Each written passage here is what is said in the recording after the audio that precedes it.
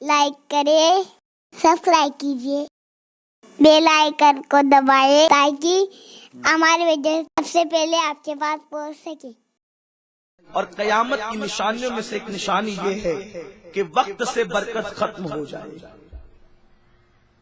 وقت میں برکت نہیں رہے گی، سال مہینوں کی طرح گزریں گے، مہینے ہفتوں کی طرح گزریں گے اور ہفتے دنوں کی طرح گزریں گے۔ میرے پیارے آقا صلی اللہ علیہ وسلم کے پیارے دیوانوں، قیامت کی ایک نشانی یہ بھی ہے، آقا فرماتے ہیں قریب قیامت دجال نکلے گا۔ دجال پر گفتگو انشاءاللہ کسی موقع پہ ہوگی۔ قریب قیامت آقا فرماتے ہیں ایک جانور نکلے گا جس کا نام دابت الارض ہوگا، اور اس کے ہاتھ میں حضرت موسیٰ علیہ السلام کا عصا ہوگا، اور اس کے ہاتھ میں حضرت سلیمان علیہ السلام کی انگوٹھی ہوگی۔ تو جس وقت وہ کافروں کو دیکھے گا تو حضرت سلیمان علیہ السلام کی انگوٹھی سے پیشانی پر نشان لگا دے گا، کالا نشان، کہ یہ کافر ہے، منافق ہے۔ اور مومن کو دیکھے گا تو مومن کے ہاتھوں پر ایک نورانی نشان لگا دے گا۔ یہ وہ جانور ہے، وہ جانور نکلنے کے بعد خدا جانے کب نکلے گا تو ضرور، لیکن اس کے نکلنے سے پہلے لوگوں نے جو ہے اپنی پیشانیوں کو پہلے سیاہ کر کے شاید اس کے کام کو آسان کر دیا ہے۔ یہ بھی قیامت کی نشانیوں میں سے ایک نشانی ہے۔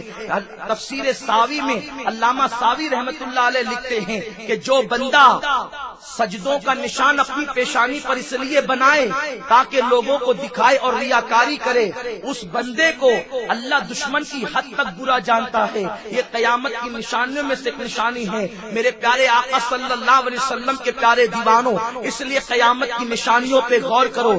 آقا کریم صلی اللہ علیہ وسلم فرماتے ہیں قیامت کے دن حدود عرفات اور منا کے اندر ہریالی ہوگی۔ قیامت کے قریب عرفات و منا کی حدود میں ہریالی ہوگی۔ آج آپ جا کر دیکھیں، جب صحابہ سے میرے آقا کہہ رہے تھے تو صحابہ کو تعجب تھا، حضور یہاں ہریالی کیسے ہو سکتی ہے؟ لیکن آقا نے فرمایا تو یقین کر لیا۔ جب عرفات کے میدان میں جاؤ تو دیکھو کہ وہاں پر نیم کے درخت لگے ہیں، وہاں پر پودے لگ رہے ہیں، ہریالی ہی ہریالی ہو رہی ہے۔ گویا کہ میرے آقا مصطفیٰ کریم صلی اللہ علیہ وسلم جو ہے وہ پہلے ہی ساری سروے رپورٹ پیش کر چکے، لیکن آج امت کی نگاہ اس پر نہیں ہے۔ آقا فرماتے ہیں قیامت کی نشانیوں میں سے ایک نشانی یہ ہے، عورتیں کپڑے پہن کر بھی ننگی رہے گی۔ صحابہ نے عرض کیا حضور یہ کیسے ہو سکتا ہے؟ آقا فرماتے مطلب یہ ہے اتنے پتلے اور اتنے باریک لباس پہنے گی کہ کپڑے پہننے کے بعد بھی ان کا جسم نظر آئے گا۔ اللہ اکبر! آج ایک بھائی اپنی بہن کے جسم پہ پتلے لباس دیکھ کر بھائی کو شرم نہیں آتی، بیوی کو بغیر دوپٹے کے دیکھ کر شوہر کو شرم نہیں آتی، بیٹی کو پارکوں میں بے پردہ گھومتا دیکھ کر باپ کو شرم نہیں آتی۔ گویا کہ نہ باپ منع کرنا چاہتا ہے، نہ شوہر منع کرنا چاہتا ہے، نہ بھائی منع کرنا چاہتا ہے۔ آج ماحول بالکل الٹ ہو گیا ہے۔ آج کے لوگ کہتے ہیں یہ مولوی لوگ جو ہے وہ 1400 سال پرانی باتیں کرتے ہیں، حالانکہ آج تو ترقی کا دور ہے، آج تو جو ہے وہ ٹیکنالوجی کا دور ہے، اور آج تو جدید دور ہے، آج تو نیا دور ہے۔ نادانو سنو، دور کوئی بھی ہوگا لیکن شریعت میرے مصطفیٰ کی چلے گی، قانون میرے آقا کا چلے گا۔ اور سنو، جن نادانوں نے آقا کریم کی حدیث کو پیٹ کے پیچھے ڈالا، اس باپ سے پوچھو جس نے بیٹی کو پارکوں میں گھومتا ہوا دیکھ کر اس کو روکنے کی کوشش نہیں کی، بعد میں وہ موٹے موٹے آنسوؤں سے رونے لگا، اور اس کی بیٹی نے جس وقت اپنی عصمت کا سودا کیا تو رونے کو مزدور نہ ملے۔ آج کل کی بچیاں جو ہے معاذ اللہ بیوٹی پارلر میں جا کر کے اپنے چہرے کو بنا رہی ہے، مساج کی دکانوں پر جا کر، اور وہاں جانے کے بعد اپنے چہرے کا، اپنے جسم کا مساج کروا رہی ہے۔ وہ جوان لڑکی جس کے بارے میں شریعت کا قانون یہ ہے اگر بیٹی جوان ہو جائے تو ماں کے سامنے بھی وہ اپنے جسم کو کھول نہیں سکتی، جب بیٹی جوان ہو کر اپنی ماں کے سامنے جسم کو کھول نہیں سکتی تو جو لڑکیاں مساج کرتی ہے جسم کا، ان کے سامنے لڑکیاں اپنے جسم کو کھول رہی ہے۔ باپ کو پتا ہے، بھائی کو پتا ہے، شوہر کو پتا ہے، لیکن روکنے کی کوئی کوشش نہیں کی جا رہی ہے۔ اور یہی بیوٹی پارلر، یہی مساج کی دکانیں عیاشیوں کے اڈے بن رہے ہیں، یہی سے لڑکوں کے ساتھ رابطے کرائے جاتے ہیں اور پھر زنا کے لیے راستے ہموار کیے جاتے ہیں۔ اے باپ تیری غیرت کہاں چلی گئی؟ اے بھائی تیری غیرت کہاں چلی گئی؟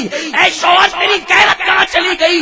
ایک مسلمان وہ تھا، اللہ اکبر، جو اپنی بیوی کو مسجد میں جاتا دیکھنا گوارا نہیں کر سکتا تھا۔ تو کیسا مسلمان ہے کہ تو اپنی بیوی کو بیوٹی پارلر میں تنہا بے فکر بھیج دیتا ہے؟ تو کیسا باپ ہے کہ دکانوں پر اور بے پردہ پارکوں میں اپنی بیوی کو تنہا بھیج دیتا ہے؟ پھر عصمتوں کا سودا نہیں ہوگا تو کیا ہوگا؟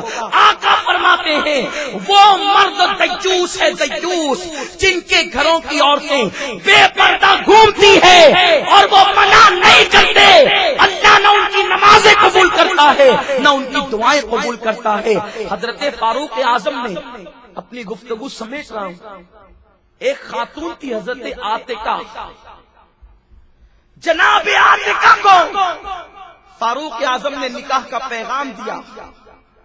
عاتقہ نے کہا امیر المومنین سے نکاح کا پیغام منظور ہے، لیکن امیر المومنین عورتوں کو مسجد میں جانے سے منع کرتے ہیں، لیکن مجھے شوق ہے کہ میں 5 وقت مسجد میں پڑھوں، حتیٰ کہ تہجد بھی میں مسجد میں پڑھنا چاہتی ہوں۔ جب وہ میرے شوہر ہو جائیں گے تو ان کی بات پر عمل کرنا میرے لیے ضروری ہوگا، اس شرط پر میں ان کے ساتھ نکاح کروں گی کہ وہ مجھے مسجد میں جانے سے نہیں روکیں گے۔ حضرت فاروق اعظم نے وعدہ کر لیا میں تمہیں منع نہیں کروں گا مسجد میں جانے سے، لیکن نکاح ہو گیا۔ جب نکاح ہو گیا تو سیدنا فاروق اعظم کے ساتھ حضرت عاتقہ کی زندگی گزرنے لگی۔ اب فاروق اعظم کے دل میں ایک قلق تھا، نعرہ تکبیر، نعرہ رسالت، بلبل باغ مدینہ، علماء اہل سنت،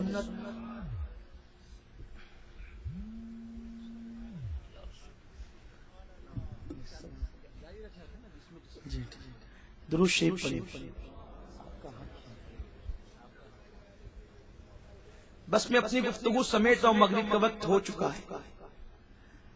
حضرت عاتقہ سے جب نکاح ہو گیا، سیدنا فاروق اعظم کے دل میں قلق ہے کہ میں اور عورتوں کو تو منع کرتا ہوں لیکن اپنی بیوی کو منع نہیں کر پا رہا ہوں، وعدہ جو کر لیا ہے۔ تو حضرت فاروق اعظم کی عادت تھی جب عورتیں مسجد میں آتی تھی تو چھوٹی چھوٹی کنکریاں پھینک کر کے مارتے تھے، کہتے تھے مسجد سے باہر نکلو۔ اس پر بھی لوگ کہتے ہیں کہ حضور کے زمانے میں عورتیں مسجد میں آتی تھی، آج کیوں نہیں آ سکتی؟ آقا کریم صلی اللہ علیہ وسلم کی مقدس زوجہ محبوب رب العالمین ماں عائشہ صدیقہ کے پاس عورتیں شکایت لے کر گئی کہ حضور کے زمانے میں ہم مسجد میں آتے تھے اور آج عمر ہمیں روکتے ہیں۔ ماں عائشہ نے جواب دیا اگر آج حضور علیہ السلام بھی ظاہری حیات میں ہوتے تو آقا تم کو منع کر دیتے، کیونکہ حضور کے دور میں تم جیسی تھی تم آج ویسی نہیں، جو تمہاری حالت دیکھتے تو حضور بھی تمہیں منع کر دیتے۔ جو کام عمر کر رہے ہیں وہی کام جو ہے آقا کریم صلی اللہ علیہ وسلم بھی کرتے۔ حضرت عمر کو قلق ہے، فاروق اعظم کے دل میں ایک تکلیف ہے، میں اپنی بیوی کو منع نہیں کر پا رہا ہوں، لیکن وعدہ خلافی نہیں ہونی چاہیے، کیونکہ میں نے وعدہ جو کر لیا ہے۔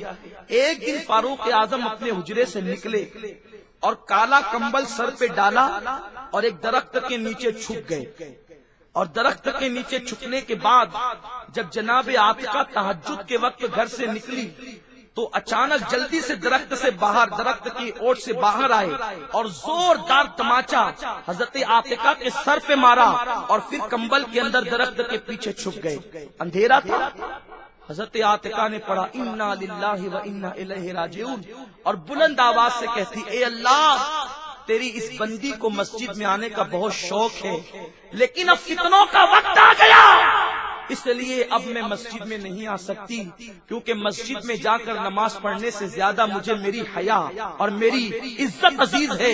یہ کہہ کر آپ نعرہ تکبیر، نعرہ تکبیر، نعرہ رسالت، محقق مسائل جدیدہ مفتی محمد نظام الدین صاحب قبلہ، علماء اہل سنت، عشق و محبت، عشق و محبت، عشق و محبت، عشق و محبت، नारे तकबीर, नारे रिसालत। हमारे दरमियान सिराजुल फुक़हा उस्ताजुल उलमा हज़रत अल्लामा मुफ्ती निज़ामुद्दीन साहब की तशरीफ ला चुके हैं, और ये हमारी खुशनसीबी है। इंशाअल्लाह मगरिब की नमाज के बाद हम हज़रत की महफिल से इंशाअल्लाह हज़रत के मलफूजात हसना से इस्तिफादा करने की सआदत हासिल करेंगे। आप तशरीफ रखें और मैं अपनी गुफ्तगू को चंद जुमलों में मुकम्मल करूं। जिस वक्त हज़रत आतिका ने कहा और घर चली गई, जब घर गई है तो आपको पता नहीं चला कि जो जिसने सर पे हाथ मारा वो आपके शौहर ही हैं, हजरत उमर ही हैं, लेकिन आपको जब पता नहीं चला और फारूक आजम ने ये तदबीर इख्तियार की, जब घर के अंदर गई तो आप फिर जिंदगी भर कभी घर के बाहर नहीं निकली, बल्कि उस वक्त आपको घर से बाहर निकाला गया जब आपका जिस्म जनाजे के अंदर रखा हुआ था। तो कल के मर्द की गैरत ये थी कि वो अपनी बीवी को मस्जिद में जाता देखना गवारा नहीं करता था, हालांकि मस्जिद अल्लाह का घर है। आज का मर्द इल्ला माशाअल्लाह इतना बेहया हो गया है कि बीवी ब्यूटी पार्लर जा रही है, फिर भी मर्द को गैरत नहीं है कि वो उसको रोक सके।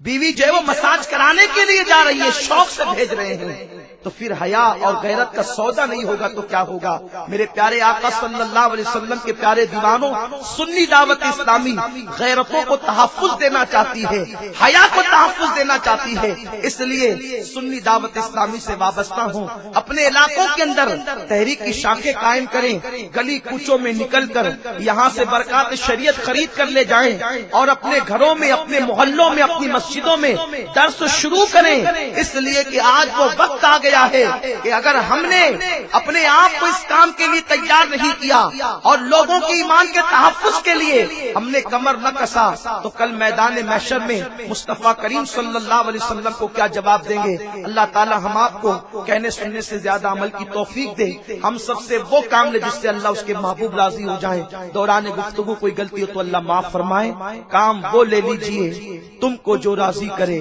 ठीक हो नामे रजा, तुम पे करोड़ों दुरूद, वमा अलैना इल्लल बलाग। अस्सलामु अलैकुम व रहमतुल्लाह। कमेंट शेयर जरूर करिए।